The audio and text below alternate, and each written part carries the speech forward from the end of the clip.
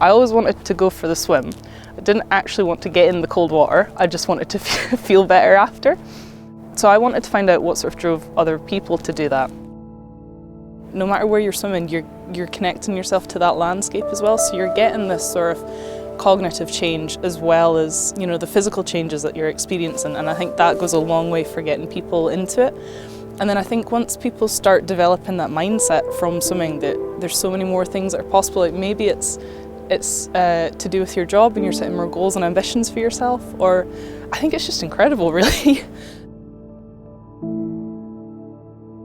And it was sort of gaining that control over your mind and over your body. You know where your limits are when you're sort of in this really hostile environment.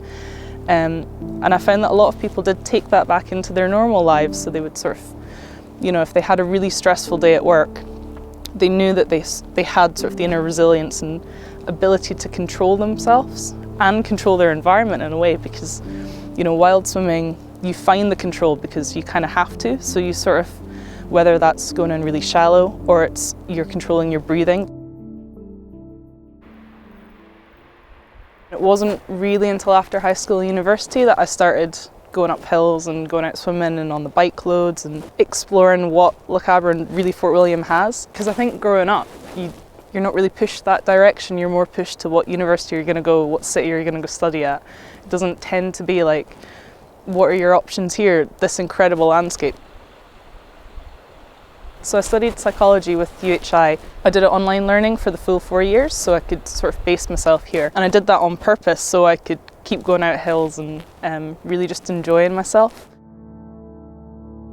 For my final year dissertation, I did a research piece on wild swimming in Le Cabre. I just wanted to find out why they did wild swimming or open water swimming, sort of how they felt about their experience, because a lot of the research is like, you go in cold water and cold water is great and that's why you feel good. But I think the findings surprised me a little bit. Obviously the overarching theme is it's positive, it's good for your well-being. It's not just about the cold water, it's about your sort of mindset going into it, how it builds your resilience and you can bring that back into other elements of your life. I always want to get in the water. I never want to do the bit where I'm actually walking into the water. I never think, God, I can't wait to do that. But I still do it.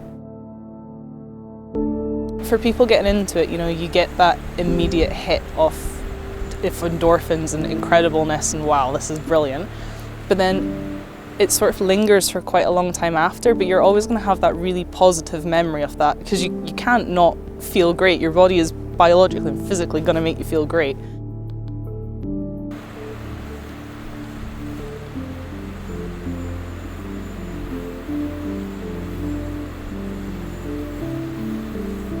But when you're in it, you're just sort of peaceful and you're really with yourself, I found. There's a move and a shift towards preventative medicines. So it would be great if you could prescribe it, but I think it's better that people come to it on their own terms and sort of think, oh, maybe I should try that, and then they do it. And they build up from there rather than having someone tell them like, you should go swim, it's really good for you. Because, you know, then you're almost relying on someone else. But yeah, if your friend invites you swimming, go swimming. It's good.